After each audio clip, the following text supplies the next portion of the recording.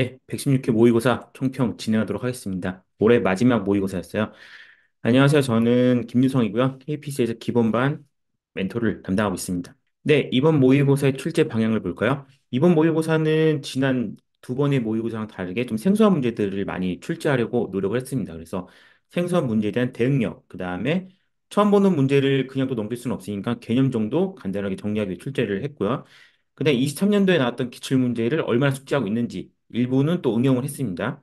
그다음에 시험에 한동안 출제되지 않았던 올드 토픽들을 좀 점검을 했어요. 그래서 뭐 회복 기법이라든가 아니면은 프로젝트 관리에 있는 갈등을 관리하는 기법 같은 것들을 출제를 했고 또 내년 초에 출제 예상되는 문제들이 몇 개씩 있었잖아요. 법제도 가이드라인 관련된 것들, 뭐 ISMS-P나 아니면 뭐 ISP 관련된 문제들을 얼마큼 더 숙지하고 있는지 그런 것들을 점검하기 위해서 이번 모의고사의 방향성을 그렇게 잡았습니다.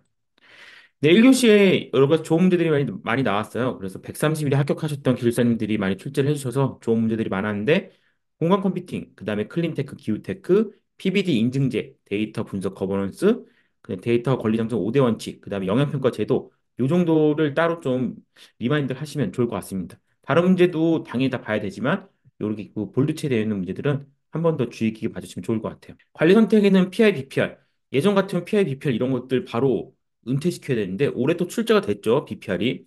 그래서 기술사 시험은 참 배제하기 어려운 것 같습니다. 그 다음에 13번에 CBDC. CBDC 관련돼서 또 새로운 이슈들이 나왔기 때문에 준비할 만한 가치가 있고 14번에 CNAPP.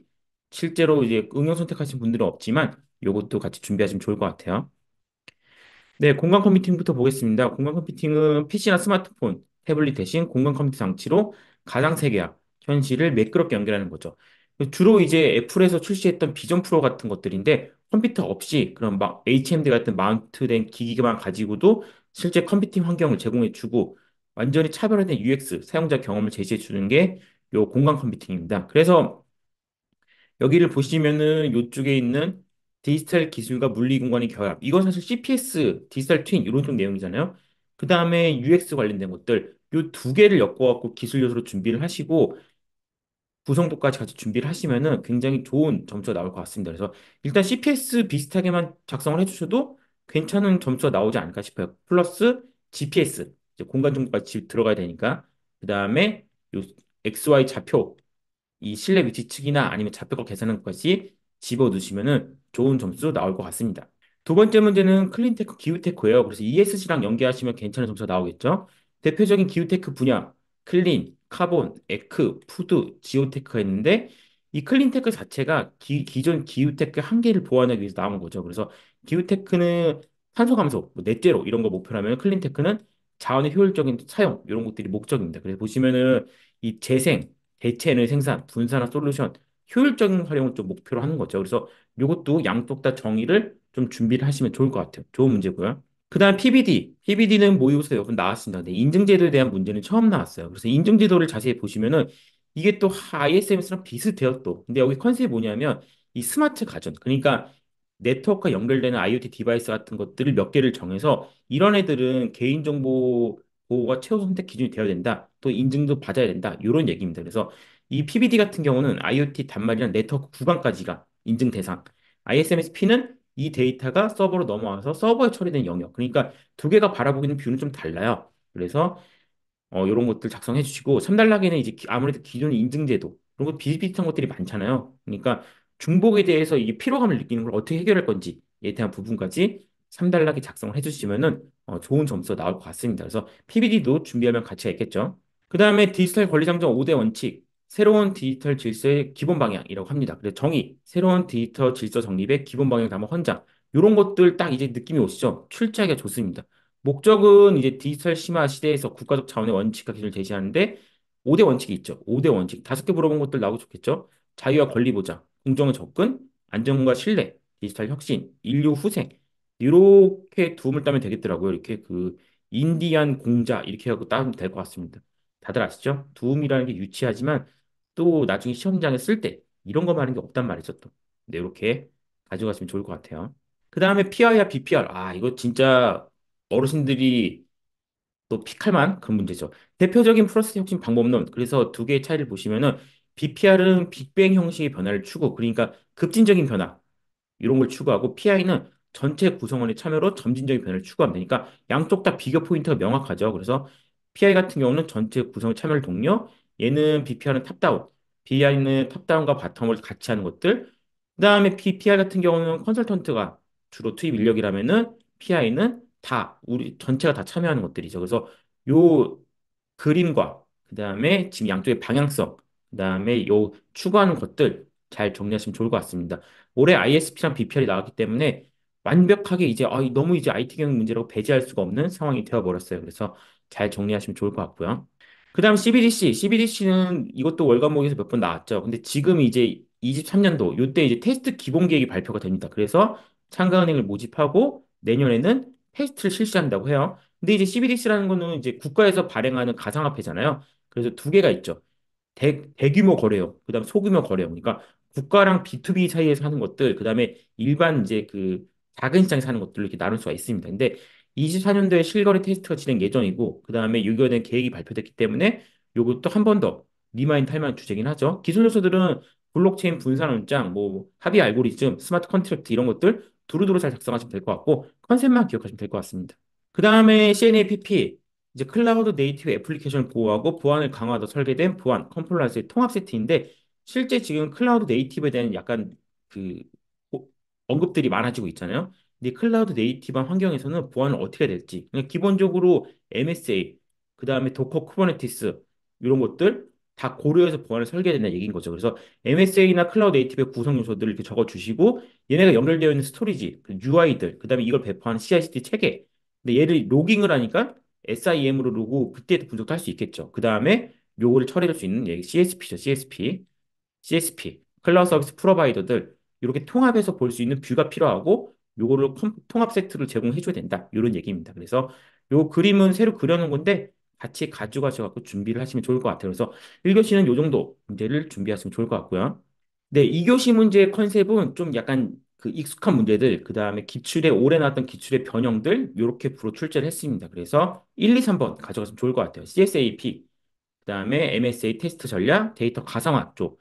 나머지 뭐 레그테크 이런 것도 굉장히 좋은 문제입니다. 근데 약간 기술자 시험에 바로 나오기엔 좀 애매한 부분이 있을 수도 있어요. 그래서 이거는 레그테크 쪽 정리하시면서 요 해설지로 어떤 분야가 있는지까지만 보시면 될 것 같고요. 그다음에 갈등의 순기능의 엮이는 이런 것들도 오랜만에 나온 문제입니다. 그리고 동기부여 이런 같은 것들도 한번 읽어보시면 좋을 것 같아요. 그래서 6번, 7번, 8번 여기 있는 것도 약간 옛날 것들이니까 보통은 직접적인 출제가 안 되더라도 키워드로만 써도 좋은 토픽들이란 말이죠. 그래서 같이 가져갔으면 좋을 것 같습니다. CSAP 두 번 출제됐단 말이죠. 클라우드 서비스 제공자가 제공하는 서비스에 대해서 정보보호 기준 준수 여부를 확인하는 인증기관 평가에서 이렇게 안심할 수 있는 서비스를 쓸 수 있게끔 해주는 인증 제도인데 올해 인증제도 그 보안이 취소가 많았어요. 이유는 이게 인증이 유료화가 되면서 운영 부담이 커집니다.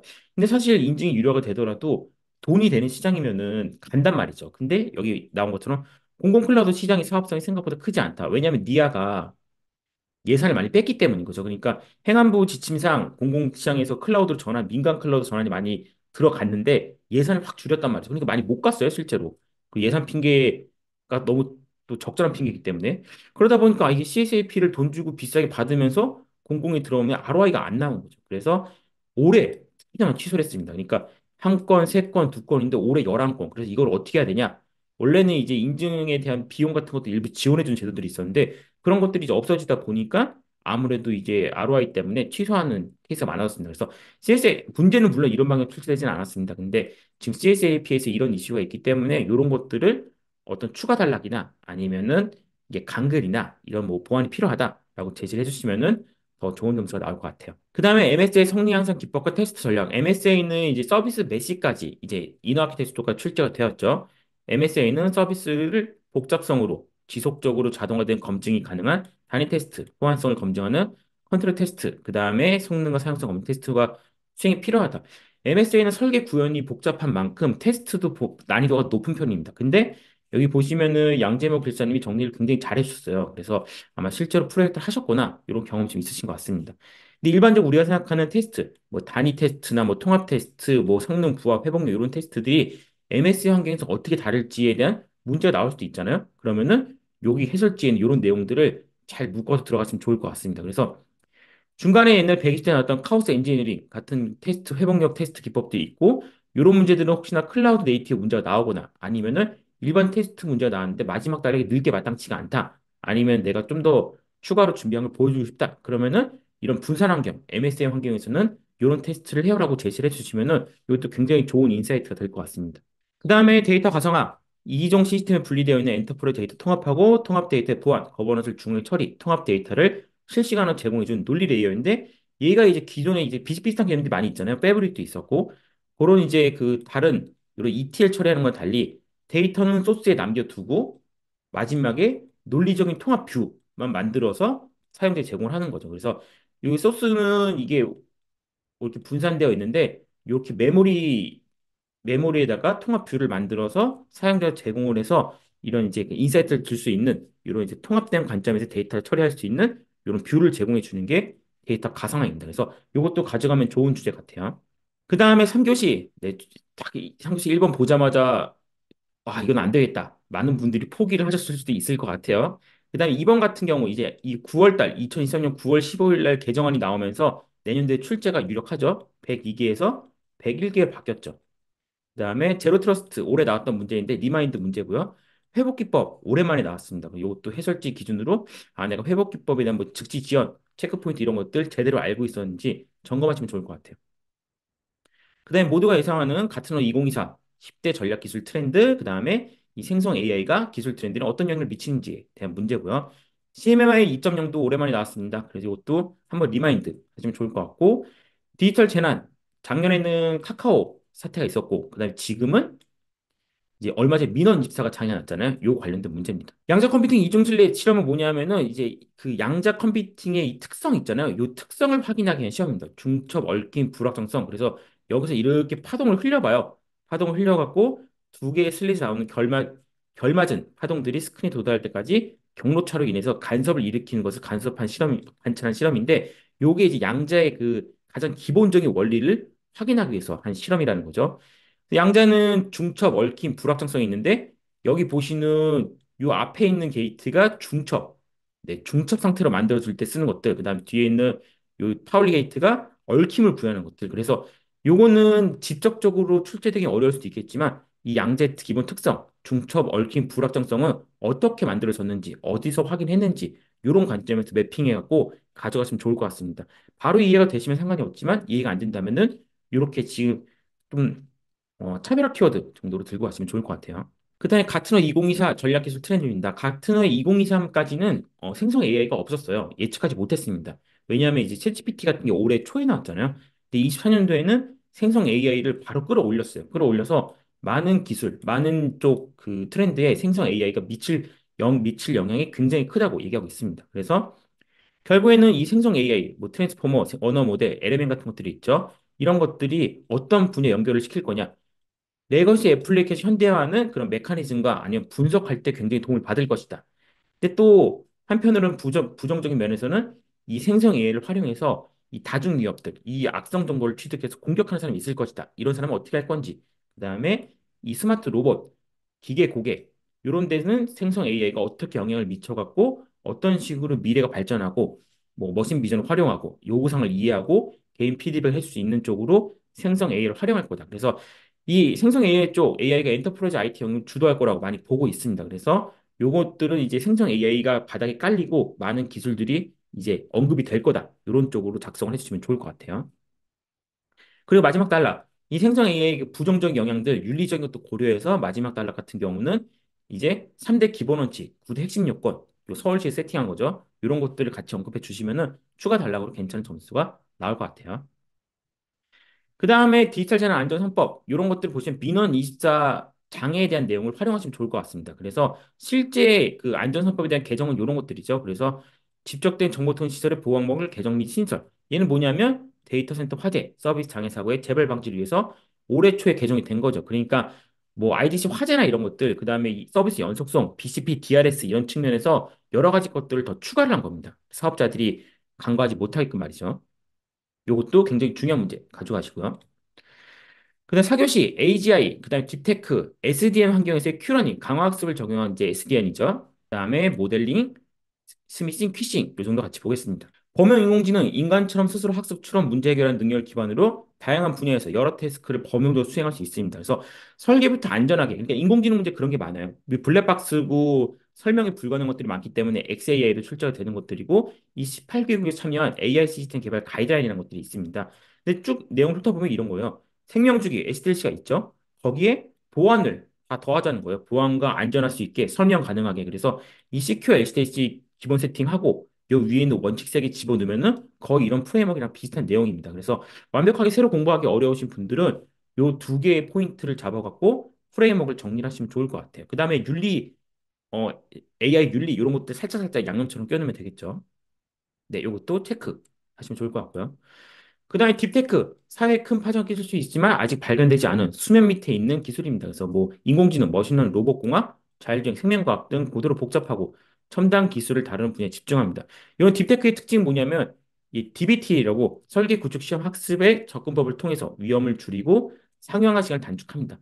이 단점 뭐냐면 이제 이게 너무 가다가 망하는 경우들도 많이 있죠. 그러니까 그 셋업, 왜냐면 장시간 동안 손가락을 못 끌어오기 때문에 가다가 접는 것들이 많이 있습니다. 그래서 이렇게 지금 DBTL처럼 굉장히 빠르게 상용화를 할 수 있는 접근법을 중요하게 생각하고 있고 분야 같은 것들, 그 다음에 어디가 이슈가 되는지 이런 것들 잘 정리를 해두시면 좋을 것 같아요. 이것도 추천할 문제입니다. 그 다음에 SDN 환경에서의 큐러닝, QR, SDN 이런 것들이 있습니다. 그래서 라우팅 테이블을 큐러닝, 강화학습이란 말이죠. 요 부분을 이제 학습을 시켜갖고 경로 계상, 토폴로지, 어떤 혼잡도, 그다음에 이 스위칭하는 것들, 라우팅하는 것들에 반영을 하자는 거예요. 그래서 강화학습이란 결국에는 A랑 B 중에 잘하는 애한테 보상을 주는 것들인데 그런 식으로 SDN을 또 최적화하는 겁니다. 그래서 요것도 한번 비슷한 문제가 올해 한번 출제가 됐었잖아요. 요거의 응용 문제로 보시면 됩니다. 요것도 좋은 문제니까 추천하고요.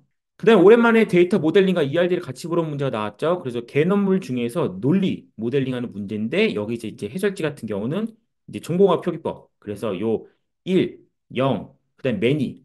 요 매니는 이제 졸라맨처럼 생겼죠. 이렇게. 요런 문제 한번 출제됐습니다. 그래서 요 테이블이 그렇게 어려운 문제는 아니기 때문에 여기서 그 고객은 무조건 한 명이 있어야 되고 주문은 하나 또는 0 또는 매니이다. 요런 식의 정리를 해서 요 ERD 가볍게 하나 가져가시면 좋을 것 같아요. 요 정도는 어렵지 않지만 작성할 때 굉장히 고득점이 나오는 문제 중에 하나죠.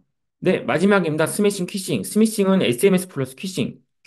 퀴싱은 QR코드 퀴싱. 그 피싱이죠. 그래서 얘는 SMS 기반. 퀴싱은 QR에다가 악성 그 프로그램 숨겨놨다가 걔를 딱 QR을 찍으면은 바로 악성 앱이 딱 떠갖고 이제 실행하게끔 만들어주는 게 퀴싱이죠. 그래서 개념만 알아도 충분히 대응되는 문제. 대응 방법은 뭔가요? 대부분 뭐 가물기 아니면은 뭐 클릭 금지, 조심해서 해라, 뭐 이런 것들이 뭐 되겠죠. 인증서 사용하거나 이런 것들 같이 가져가시면 좋을 것 같아요. 네. 마지막 모의고사의 준비 전략입니다. 132의 시험에 올인해야 되는 거 아시죠? 그리고 한번 주간 모의고사 멘토링을 보세요. 그동안 내가 멘토링 받은 것들, 빨간 펜 되어 있는 것들, 내가 지금 다 개선한 상태인지, 멘토링들이 4달 동안 거의 잔소리를 많이 했는데, 내가 반영된 상태인지 보는 거죠. 신토픽은 개념 두 줄만 정리하세요. 너무 깊숙하게 보시면 어차피 방해가 됩니다. 그 다음에 이 서브노트에 있는 또는 토픽 간의 연결이 흐름이 보이는지 이걸 내 마인드맵을 그릴 수 있는지도 한번 점검해 보시면 좋을 것 같아요. 그 다음에 필살기 점검해야 되는 거죠. 출제가 예상되는 문제, 법조항 가이드라인들 둠 점검하시고 ISMS 개보법, 데이터 쪽, AI 윤리 쪽 자주 나온 문제들이니까 싹 다 둠 만들어야 되겠죠. 그다음 서브노트의 토픽 키워드만 캡처 이미지를 만들어서 반복 학습. 뭐냐면 이렇게 서브노트에 있는 것들 토픽 이름 그다음 키워드 요 두 개만 길게 캡처 떠갖고 카톡에 막 붙여놓으세요 이렇게. 왜냐면 이제 공부하시기가 어려우니까 왔다 갔다 출퇴근하실 때 아니면은 뭐 몰래 몰래 회사에서 카톡 캡처를 이렇게 넘겨보는 거죠 이렇게. 그러니까 딱 그 토픽 이름이랑 두만 보는 거예요. 계속 넘기시면은 생각보다 각인이 많이 됩니다. 132의 시험장 생각할 것들 자신감을 가지세요. 왜냐면 이제 채점자는 자신 없는 답안지는 금방 알아봅니다. 답안지에 뻔뻔하더라도 이렇게 굉장히 이 사람 자신감이 넘치는데 이런 걸 보여주는 게 중요합니다. 그 다음에 이번 모의고사는 문제가 좀 생소한 것도 어려운 것들이 있었잖아요. 문제가 어려우면 뭐로 많이 결정되냐? 다 같이 내용이 정확한 게 별로 없다? 가독성, 그룹핑, 목차, 이 기본기를 더 많이 보게 됩니다. 그래서 만약에 시험장에서 문제가 너무 어렵다? 그러면은 요 세 개에 더 집중을 하시고 문제가 쉽다? 그럼 악착같이 3, 4달락, 차별화 이런 거에 더 포커싱을 많이 두셔야 되겠죠. 네, 마지막입니다. 130회 기술사님들, 131회 기술사님들이잖아요. 132회 때는 이제 여러분들이 이렇게 합격 축하연의 사진에 얼굴이 올라올 거고 합격 축하는 하시게 될 겁니다. 그래서 너무 힘드시겠지만 조금만 더 힘내주시고 한 달만 더 고생하시고 끝나고 좋은 결과로 다시 이제 만나면 좋을 것 같아요. 네, 400분 너무 길게 추운데 고생하셨고 저희도 계속 내년 초까지 같이 응원을 하겠습니다. 네, 고생 많으셨습니다.